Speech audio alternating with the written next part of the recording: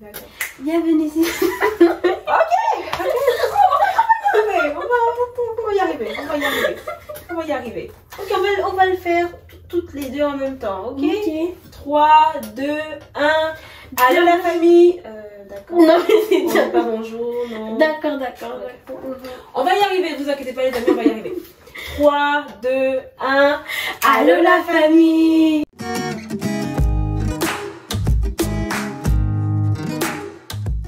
Yo la famille, comme vous voyez je ne suis pas seule. Je vous avais prévenu dans la vidéo précédente que j'avais une invitée spéciale pour vous. Présente-toi. Je m'appelle Yael Kaila, j'ai 10 ans puis je suis en 5e année. Voilà, une très brève présentation. Vous avez les informations les plus importantes qui sont son âge et sa classe. Et pourquoi tu es là aujourd'hui Yael? Je vais vous raconter comment j'ai donné ma vie à Dieu.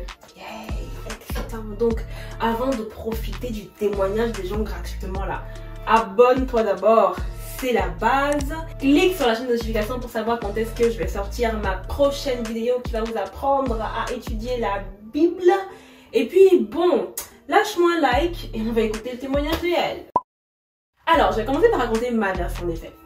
Quand Yael m'a rejoint en 2008, Non, 2018.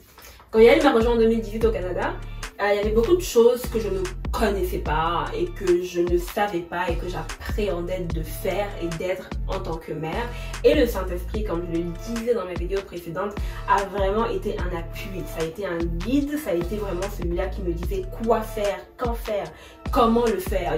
Il allait dans les détails. Genre, il me disait, ok, avant qu'Yael parte à l'école, fais-lui un câlin. J'étais comme, oh, un câlin? Il me disait, oui, et un deuxième quand il rentre de l'école. Je dis, quoi, 2 câlins par jour? Donc c'est vraiment lui qui est en train de me pousser et qui est en train de m'enseigner, de me montrer vraiment comment être une mère. Et pendant l'automne 2018, j'ai été poussée par Dieu d'écrire à Yael une lettre.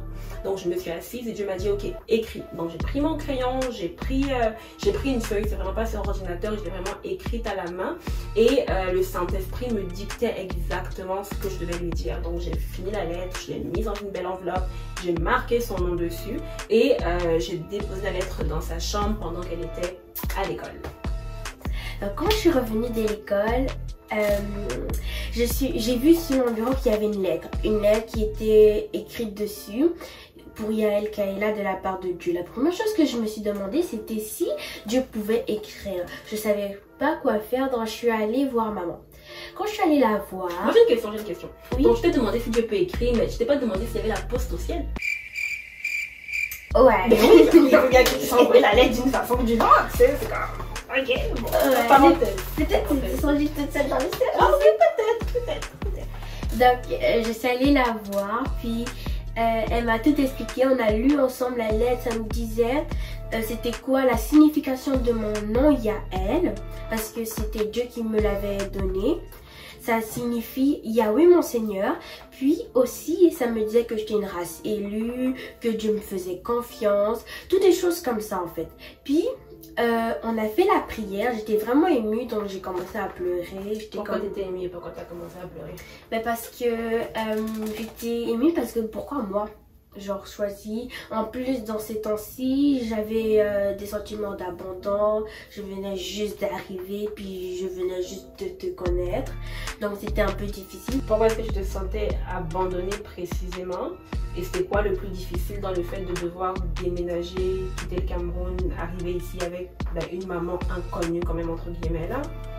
Ben, ce qui était difficile, c'était que de perdre tous mes amis parce que j'avais un peu une liberté au Cameroun parce que je pouvais aller, mes amis étaient à côté de chez moi, donc je pouvais aller me déplacer là-bas, je pouvais faire presque, on va dire entre parenthèses, tout ce que je voulais. Mes amis étaient à côté, donc je jouais avec eux. Après le soir, je travaillais. Puis quand je suis arrivée ici au Canada, ben, j'avais plus autant cette liberté. Je connaissais personne. Je devais aller à une école qui était beaucoup plus loin que celle qui était juste en face de chez moi.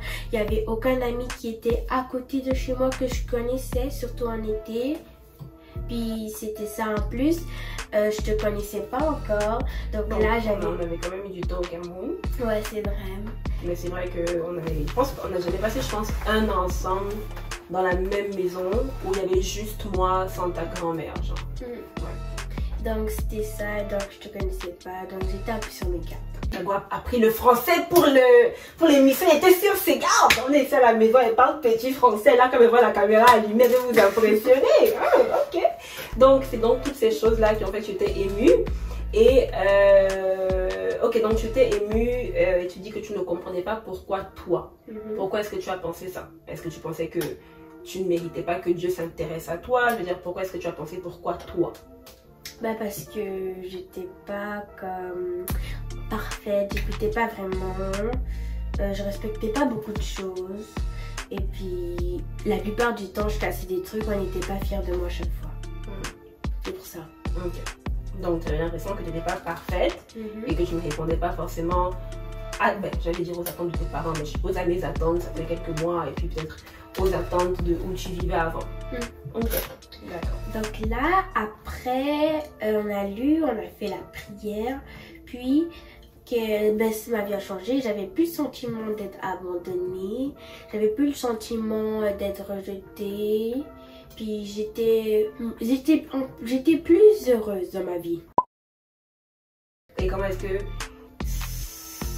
ce bonheur-là, ce nouveau bonheur, ou alors comment est-ce que ce changement était réel en fait? Comment tu as pu voir un changement concret? Comment est-ce que tu peux mesurer que ça, avant je le faisais, ça je le faisais plus? Est-ce que c'était genre, j'allais toutes les nuits me coucher en pleurant et maintenant je pleure seulement 2 fois par semaine? C'était quoi exactement que tu peux dire, ok, ça a vraiment changé, ça c'est plus comme avant, etc. Ben en fait, avant je pleurais beaucoup et maintenant je pleure vraiment plus beaucoup. Certaines fois, les gens ne remarquent plus vraiment parce que ils pensent que je vais toujours être vexée, on va dire comme ça. Donc c'est juste moi qui ai vu le changement. Ok, donc on n'a pas vu le changement? Il y a certaines personnes qui n'ont pas vu. Ok. Parce qu'ils pensent encore que je vais le faire, les actes. Ok. Et donc le sentiment de ok, je me sens abandonnée, j'ai pas d'amis ici, je vis avec une personne que je connais pas beaucoup. Comment est-ce que ça a changé dans les dernières années, dans les 2 dernières années là? Quand je suis allée dans l'école finalement en face de chez moi, j'avais une amie qui vivait juste à côté. Donc maman me laissait le droit d'aller chez elle, on jouait ensemble. Comme elle habitait juste derrière chez moi, on faisait des trucs avec maman. L'année dernière, on allait patiner ensemble et on a fait plusieurs autres activités. Ok, donc on a appris à se connaître, on a appris à s'accepter, je veux dire, comme on était, sans vouloir en tout cas que l'autre soit comme on imaginait dans nos rêves ou comme on a vu à la télé. Et donc aujourd'hui, tu dirais que comment va ton cœur? Parce que on est quand même en mode veille sur ton cœur. D'ailleurs, www.jeveillesurmoncoeur.com si tu n'es pas encore allé visiter le site. Depuis la semaine dernière, je m'intéresse beaucoup aux mamans célibataires. Donc on a parlé la semaine dernière de comment intégrer son enfant dans sa relation. Cette semaine, sur le site, on va discuter de comment parler de Dieu à nos enfants. Donc là maintenant, je te demande, j'ai oublié ce que je te demandais. Qu'est-ce que je te demandais? Je demandais oui, comment tu veilles sur ton cœur là, aujourd'hui, parce que je sais qu'à une époque, c'était beaucoup de ah maman, j'arrive pas à dormir, j'ai des mauvaises pensées qui sont montées, qui sont descendues, il faut que tu pries pour moi. Comment est-ce que tu évolues maintenant avec ces mauvaises pensées là? Est-ce qu'il y en a moins qu'avant? Ça se passe comment? C'est plus facile maintenant, j'ai plus peur en fait, parce que avant j'avais un sentiment de peur, d'improtection. Je voulais comme être dans une boîte qui me protège, et maintenant je peux sortir de ma boîte sans avoir peur de quelque chose. Ok. Donc il y avait un sentiment de peur aussi, donc que Dieu a travaillé petit à petit. Ok. Et donc comment tu vis ta relation avec Dieu? Donc tu as donné ta vie à Dieu, tu es chrétienne. Comment est-ce que tu expérimentes Dieu? Comment est-ce que tu pries? C'est quoi tes temps? Qu'est-ce que tu fais à l'église? Etc. Je prie tous les soirs. Certaines fois, presque tous les soirs, je lis ma Bible. Ma maman m'a demandé de lire Proverbes. Ça fait pas très longtemps. Et j'ai appris beaucoup de choses. J'ai appris de veiller sur ses paroles. C'était très important. Puis ça m'a beaucoup aidé dans la vie. Dans ces derniers jours et derniers mois. Dans la vie, genre la go à 35 ans et tout. Ça a changé comment il va au travail et tout. Puis ça m'a beaucoup aidé. Donc par exemple, j'étais en chicane avec mes amis, je vais lâché une parole comme ça. Puis ça a créé toute une chicane genre de une semaine. Chicane, pour ceux qui ne sont pas québécois, c'est les disputes. Waouh. Et puis j'avais une chicane, puis juste parce que j'avais pas surveillé mes paroles. Donc, le pire c'est que je l'avais lu une semaine après, donc j'étais super en colère parce que j'ai manqué la chance de pouvoir surveiller mes paroles. Mais finalement ça a réglé. C'était un peu comme le passage, je me rappelle plus c'est quel, mais ça dit celui qui surveille ses paroles protège sa vie, et celui qui dit n'importe quoi court à sa perte.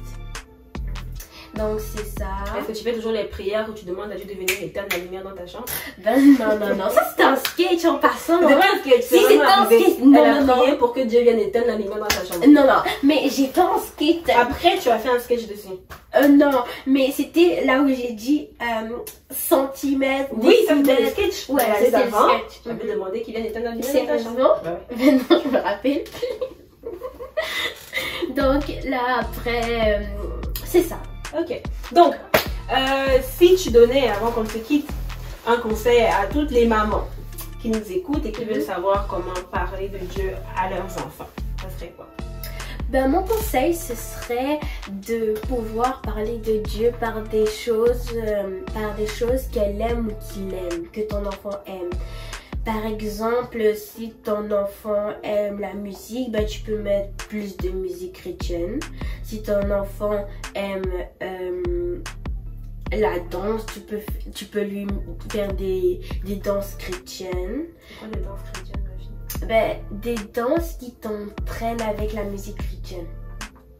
Si ton enfant aime la lecture, tu peux lui faire lire la Bible. Oh, puis moi j'aime beaucoup la lecture, puis j'ai aussi beaucoup les images. Puis mon pasteur, ben, il m'a offert un livre de BD là où c'était plus facile pour moi que la Bible de pouvoir lire les images. Ben, lire la Bible mais en images. Donc vous savez que j'ai pu au moins lire ça sans me fatiguer et tout finir le livre. Ok. Donc, voilà. C'était Yael et son témoignage. Yael qui avait hâte d'apparaître aujourd'hui. Elle n'avait même pas encore filmé la vidéo que déjà elle a une liste de toutes les autres vidéos qu'elle pourrait faire. En tout cas. Ouais, c'est ça. Donc, en fait, je voulais juste, en mot de la fin, vous encourager à parler de Dieu à vos enfants. Vous encourager pour vous dire que peu importe les contextes dans lesquels vous avez eu votre enfant, peu importe s'il y a eu une séparation, là c'est possible qu'il y ait une restauration, c'est possible que Dieu vienne et restaure la relation. Ça sera pas facile, ça sera pas évident. On a toutes les deux fait des sacrifices, on a toutes les deux eu des moments difficiles. Elle a eu ces moments où elle pleurait, j'ai eu mes moments où je pleurais, c'est juste que je pleurais pas devant elle, voilà. On a tous les deux eu des moments où vraiment c'était compliqué, ça semblait insurmontable, mais Dieu l'a rendu possible. Et par la grâce de Dieu, par mon obéissance, au fait que j'ai accepté d'écrire cette lettre-là, Yael a pu se convertir et elle a pu donner sa vie à Dieu à 8 ans. Et c'est vraiment un témoignage extraordinaire. Je crois que ça peut être le témoignage de vos enfants également. Alors, tu fais la suite de abonnez-vous, tout ça là. Ok. Abonnez-vous, likez cette vidéo, partagez la vidéo et ben, surtout